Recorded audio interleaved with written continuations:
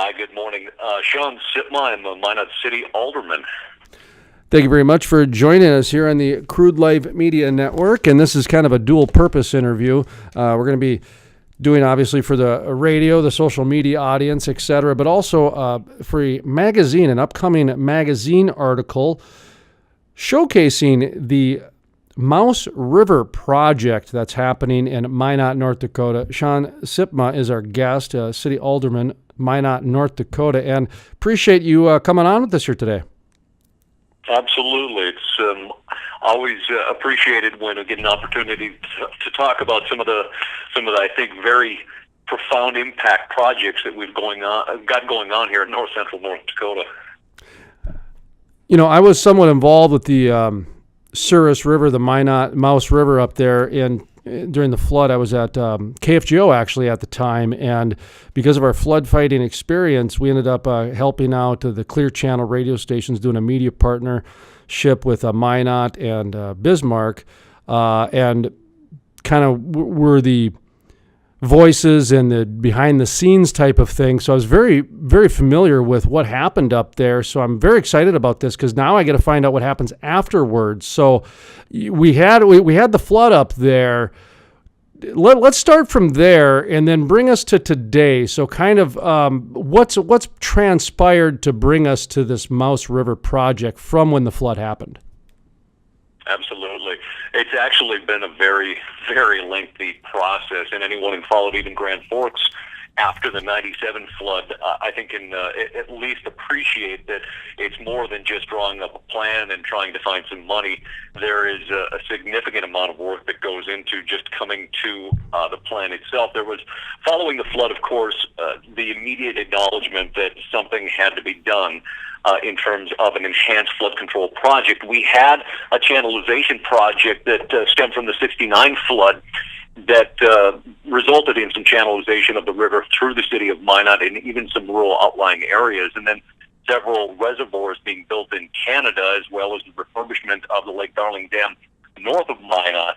A series of meetings were held following the flood, and of course a lot of as you can imagine, some raw emotion. I was at that time a television news anchor. My home was one of them that was also destroyed in the flood. So this is a process that I've followed from not only the build-up to the flood, but every step of the process after. And after a whole series of ideas were put forth on what possible project we should move forward on, the one that is outlined in front of all of us is the one that was chosen through a series of public meetings. Again, very high emotions to a lot of those, because at the end of those, it became clear that a lot of homes were going to be bought out. And that, you know, in and of itself is a very expensive and time-consuming process, because just like within Grand Forks, there's a lot of homes that were built around the river from the very beginning of our city. It seemed to be one of the nicer, quiet areas of town, and as the river winds its way through the city of Minot, houses are built all the way along. And looking at the basin-wide project, we're looking at a $1.1 billion plan. It's not just the city of Minot. It also encapsulates Burlington. It also includes Sawyer and Velva and a lot of the subdivisions. So that was the overall scope, that it was going to be a basin-wide project and not just the city. And that was one of the fundamental aspects that I think got traction right away, knowing that we weren't going to be leaving people or communities behind on this. Now, fast forward a few more years, we've been purchasing homes along the river itself through the tract of the Enhanced Flood Protection Project, many hundreds of millions of dollars, and taking people that had rebuilt homes, having to buy them out, and then getting people out of the valley. And in some sense, that's mitigation itself in terms of getting people further away from future potential disasters. And then also, the voluntary and involuntary process, as you can imagine, takes time right there. So we are just to the point where we are ready to break ground on stages 1 through 4, coming up here in about 2 weeks. It is phases 1 through 4, $325 million in total cost. About $193 million of that's going to be coming from the state. Our local cost share, about $131.8 million. And the hard part about all of this is, and the significant difference between the Grand Forks Flood Control Project and Minot, is right now we don't have, in terms of the actual flood control project, we don't have any federal dollars. My understanding is the federal dollars were just buyouts and that sort of thing, but there doesn't seem to be much promise or much outlook of any future, and that's kind of that's kind of what you just said there, I guess. Is that true? Absolutely. We've been fortunate with some FEMA money for acquisitions. Of course, FEMA has those different programs and CDBG dollars that have come in for the acquisition process. Have to be careful with some of those programs, because if it is, depending on which money you use, if it's FEMA money for some of those programs, nothing can ever be built on there. So that's been one of those pieces that we've had to navigate through very carefully. In terms of the acquisitions, yes, some federal dollars have come in that way. But of course, there's local cost share with a lot of that. So there's been a lot of sales tax dollars locally that have been utilized to pick up that side of the funding.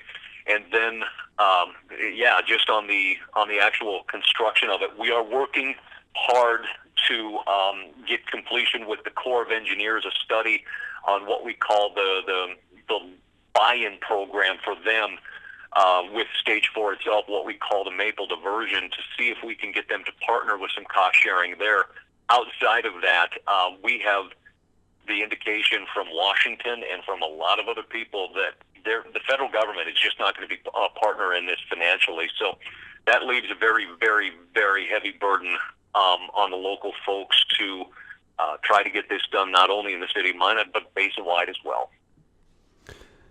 You mentioned you were in the media world. You have a background in the media, so I think you'll understand this question, and I don't mean it to be political, but anytime that you're involved with water, you're bringing in a diversity of opinions, from the Army Corps of Engineers to the DNR to the locals to landowners. So you're just bringing in a diversity of opinions and things that are very passionate when it comes to water. So without, getting political, I wanted to say that because this is not a political topic here, but what this is that it can get ugly pretty quick, or it can get very heated very quick. How has it been working with the different groups involved here who all have legitimate concerns when it comes to working with water? Well, we recognize that from the very get-go, and learning from the past. I had mentioned the '69 flood and some of the challenges that they faced stemming from that project, and that's why we recognized immediately that this was going to be a basin-wide project, that we had to get the Army Corps of Engineers on board to be able to certify this project, to be able to sign off on these projects. We also lobbied with Senator John Hoven, Congressman Kramer, and even Senator Heitkamp to help facilitate and work with us and the Army Corps of Engineers to get these studies done so that we can break ground, which, that study took 3 years, which they say normally takes 5 or many more. So we've been fortunate in that realm. As far as a lot of the other folks, it's, I guess when we talk about the heightened emotion from the individuals, that's going to be just on the individual acquisitions themselves. For the most part, we've been working downstream with a lot of the folks that have long since had that idea that if you build a wider flood control system, that the water moves through much more quickly, creates a bigger problem downstream. One fortunate aspect that we learned from the 2011 flood was that the Mouse River itself, once it breaches its own riverbanks, and once it gets to a certain CFS, cubic feet per second flow, is that it becomes much more efficient within itself. So the idea that the water would be pushed through faster, it's going to create problems downstream. was really kind of disproved that once it hits about that 10 to 11,000 CFS, it's going to do what it's going to do regardless. So that helped, I think, right, wrong, or otherwise, it helped create a picture based on fact that has been proven by an unfortunate disaster in 11, but also working with them through the different programs. I know Ward County Emergency Management has been diligent on working with people out in the outer lying areas, and then it's just partnering with all aspects. I know the Souris River Joint Board has done a fantastic job of continuing the conversation with not only people in Minot, but a lot of the other communities and subdivisions. So we've had a very collaborative effort on this from the get-go, and that's been the main reason why we're now looking here. 2018, we're going to be 7 years, almost 7 years from the flood being able to break ground and not having lawsuits and other aspects that otherwise could be very much a hindrance on getting this project moving forward. I'm kind of looking at Minot from the 5,000-foot view. Obviously, flood happened in Grand Forks. I was part of the Fargo flood fight. From that the emotional wear and tear on individuals, let alone the financial. And Fargo didn't flood; they were just fighting it. Versus Grand Forks, which they lost that fight and then had to rebuild. So North Dakota's experienced really the both sides, and then of course Minot and Bismarck, that came out of nowhere, literally. I mean, like that just out of nowhere. So when we look at these, and when I look at Minot, the Bakken comes to mind right away. And I'll even throw in United Pulse. They're looking at doing quite a bit of building there as well. So there's an agricultural motivation when it comes to Minot. There's a security motivation with the Air Force Base, with North Dakota being one of the UAS test sites. But then also the Bakken. You got companies like Hess, and these aren't small companies that have invested in Minot for a number of years here. With that preface in terms of the ag, the security, and the energy, and then also with Minot's positioning as even as a hub city, if you will, talk to me a little bit about how much this investment has to do with what the investment looks to be, where Minot is going. Absolutely. I mean, the key reason all comes down to the why. It's not just about building levees and walls. It's about providing safety, security, and then the economics as well. That's a tremendous outline to exactly why we are working so hard to get this done. The safety is that in of itself, just the people themselves. If you look at Minot, we are a city that is built on South Hill, in the valley, and North Hill. In 2011, we were a city divided because the river cuts right through the heart of the city. That also, separated our emergency services. And when we talk about the economics, we had essentially one or two, as we were able to shore up and make sure Broadway was safe, main arteries that connected basically North and South Hill. And that takes a tremendous toll economically if you can't even transport goods and services. Now, if we want to throw in the railroads, Minot Air Force Base, all of it, it is tied intricately together in terms of making sure that a disaster like this doesn't impact a regional hub like Minot, a Bakken hub like Minot. Again, the project itself is designed to basically close off the river during high flow events. Yes, the railroads, two Class 1 railroads running through town, would be shut down for a little while because they are built right down in the valley, but not in any way that it was in 2011.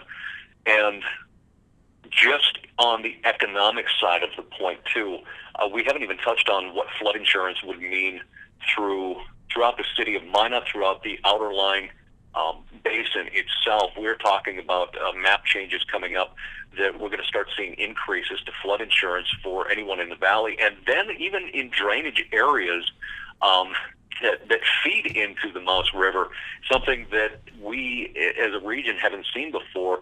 And without these types of projects getting completed in the next decade or 2 decades, we would be looking at astronomical amounts in flood insurance, all flowing out of the region into Washington. And if you take a look at what that would do to the economics, the future stability of anything that would be in the valley or near the valley, that changes that picture entirely for perpetuity. So there's so many different facets that all play into making sure that this is done right, and it's done efficiently, so that we don't put any of them, into jeopardy for the future of the region. The flood insurance, that's a real thing too. I think most people, I had a piece of property that had, I want to say it was a couple acres, and less than 10% of it was in the floodplain, and they wanted to assess the whole thing. And it was, when I saw the increase of the flood insurance, I thought it was a joke. I literally thought it was a joke. It was that much of a sticker shock to where I don't have that property anymore because of that reason. I mean, you're right. I mean, that I never thought of the savings that the state would have just from saving people the money of sending it to flood insurance. You're totally right on that. And that's also, I mean, if we're talking about people spending $2,000, $5,000, or even $10,000, and that's a sticker shock price tag right there. But there are folks that live in floodplains just outside of the city that are already paying $2,000 to $3,000 a year for flood insurance. And we're going to see those going up as those new maps change. Well, think about it. That's all money that is leaving the region with no benefit to the local Commerce Department at all. So that's less disposable income that they would have to spend locally, which is also, by the way, our funding mechanism on how we're paying for our flood control as it is. So that facet alone would have a significant impact of millions of dollars going out of the state in flood insurance. And then on top of it, the housing market. To give you an idea right now, I've just done even a drive around in a 5-block radius of my house. I've got over 20 homes for sale.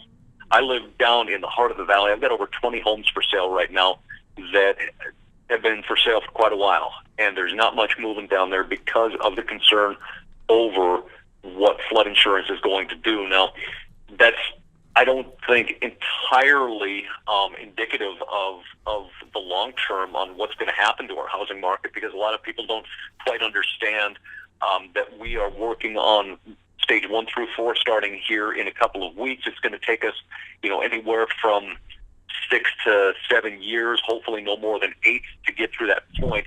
And we're going to have over 60% of our valley then protected, and then we can remap and get us back into what is called the low risk zone, the X zone for flood insurance. So if you put the pen down to paper, yeah, the flood insurance is going to go up incrementally as long as you have a policy before that map changes.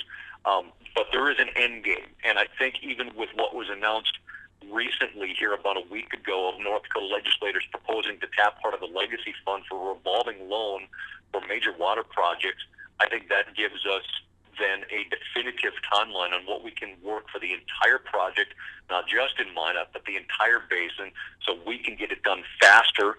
And in the construction world, if you get it done in less amount of years, let's say 15 versus 30 or 40, it's cheaper to build it now than it's going to be in the future, because costs just inevitably go up. That's going to give us a timeline for all of the folks with flood insurance to say, you know what, here's how long it's going to take us. Here's what we know at the high end that you're going to pay for flood insurance, and that kind of creates that the budget and that housing market adjustment for that given time period. What's your guys' biggest obstacle? You mentioned something about no federal money. So my first thought is obviously the state and the local has to pick up the check on this deal. So is financing the biggest issue on this whole thing? Are there other, issues like DNR stepping in and saying, watch out for that worm or anything like that? Don't get me wrong. There's always a concern that, whether it's the Corps or DNR, somebody might step in. We haven't run into that only because the channelization project from the 1970s, when that was done, really kind of cleared the way for a lot of that stuff.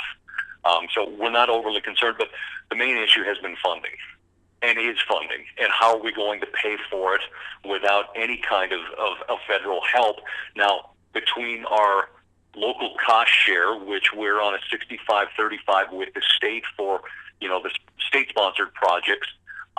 If we're able to tap the legacy fund, okay, we will be able to borrow those dollars, but at the end of the day, we still have to pay them back. So, of course, funding is a key component of this, a massive amount of debt, and then relying on sales tax dollars and, the economics to fund it without looking to all of the property tax owners and, kind of crucifying ourselves with overburdening taxes. What are some of the companies saying? I referenced a few earlier, Hess, kind of representing that energy sector. I know there's other companies as well in Minot. United Pulse I mentioned from the ag, because they've got, those are two companies that have made major investments over the last year. And part of that major investment is, I would imagine, they want Minot to be a place that offers the quality of life that the push is being done for. So what are some of the, the energy sector, the ag sector? I mentioned the Air Force Base, so I imagine there's, the certain security sector. What are the different sectors saying about this whole project? All of them, from all of our conversations, are on board. We have yet to find anybody who has anything negative to say about this flood control project, simply because, as we mentioned before, it's only going to benefit the entire region. It only provides the safety and security for the entire region. I hope to, in the coming weeks, months, and even years, continue those conversations with all the different companies, for any potential and future buy-ins. One of the aspects that really hasn't been talked about at length or in any kind of significance on the open forum, with Minot Air Force Base, when the 2011 flood shut down the heart of the city, Broadway, we never see the convoys, as we call them, the nuclear convoys, move through the heart of the city. They typically go on the bypass. Well, the bypass, it took anywhere from 3 to 6 hours to get from North Hill to South Hill. We're only talking 3 to 4 miles. So I know that they have a significant interest in making sure that this gets done properly. There are some different routes that they can take, which are certainly lengthier if something like that should happen again. But I know the folks, Minot Air Force Base, are on board. A lot of their airmen live downtown, as they call it, here in the city. So, I mean, it only lends and really kind of emboldens that idea that they want to make sure that, their airmen, the people that serve at Minot Air Force Base, have a safe and secure place to live, have a good quality of life. We've made major improvements just in the last 3 to 5 years on that alone, with some of the different options that have opened up here in the city, with the MSU bubble, with Mesa, the third sheet of ice, with the hockey and baseball coming this summer. We're not just pinholing all of our efforts on one little aspect of the city. So I think it's recognizable that it has to be more than flood control, because we also still have to provide a decent quality of life and a reason for people to want to come to the Magic City. And there's other facets too that are going to be coming up here this summer, with things like the downtown gathering space that we were lucky enough to be awarded through the National Resiliency Program funds for things like building that downtown, creating a more resilient city, and all of the different facets that go into that. So I want to apologize quick. By the way, Shaun Sipma, City Alderman, Minot. I said United Pulse several times. I forgot they changed their name to AGT Foods a few years ago. I knew who you meant, but Well, go ahead. No, I was just going to say AGT Foods. They became what we very affectionately call our anchor out in our ag industrial park. They sit now on our site certified area of BNSF's site within our ag industrial park. So yeah, they are what we hope to see as our first of many processors and shippers out within that ag industrial corridor in our northeast section of town.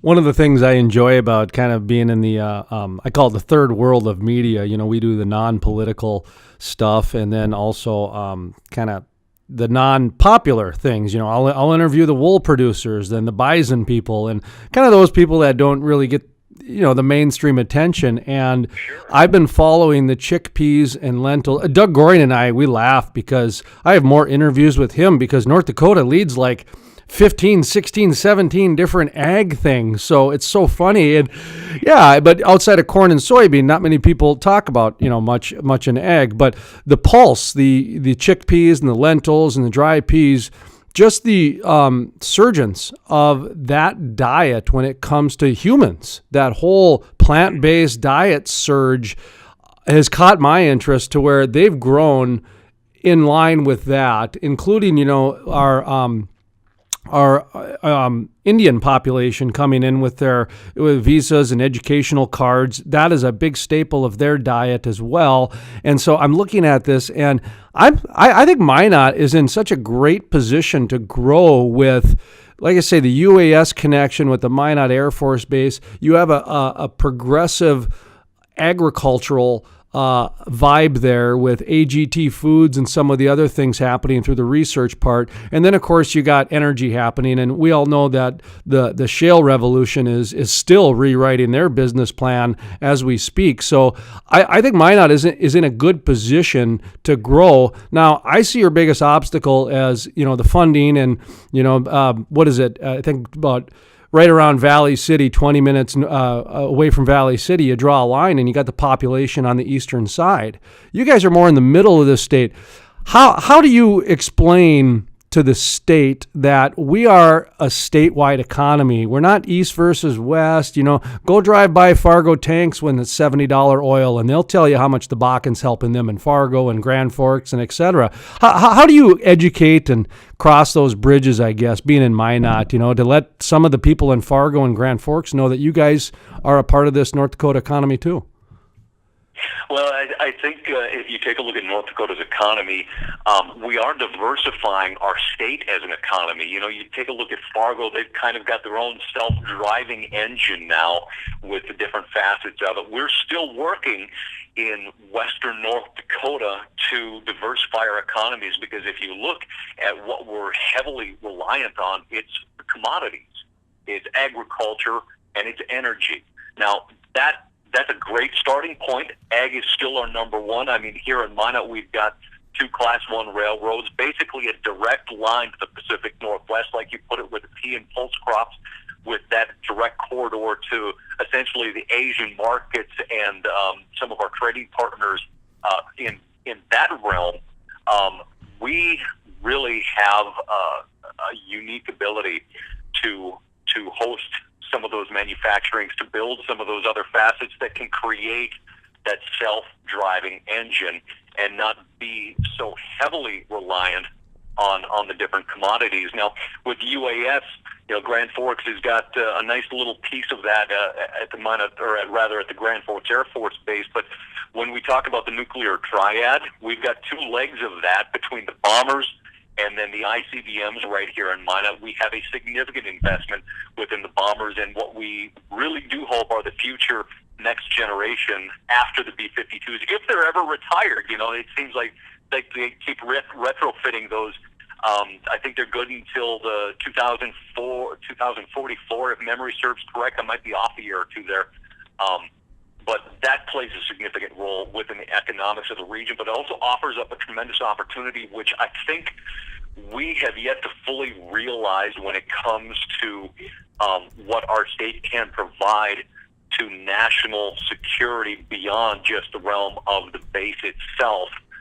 In the presence of those UAVs, we have cheap energy here in North Dakota, and that's one thing I don't think we tout ourselves well enough. You know, we might have harsh winters, but between not having hurricanes and earthquakes and those types of things, we have cheap energy. We have a great access to land to be able to build some of these facilities, to create that manufacturing and be able to ship those to markets via the railroads.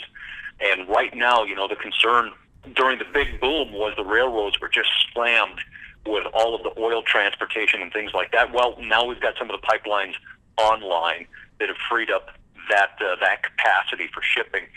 One facet that we're hoping to have online here within the next, what I hope, less than a decade, the Northwest Area Water Supply Project, bringing water from Lake Sakakawea into Minot to distribute through NAS, which would also give us the capacity that we would need here in Minot for manufacturing.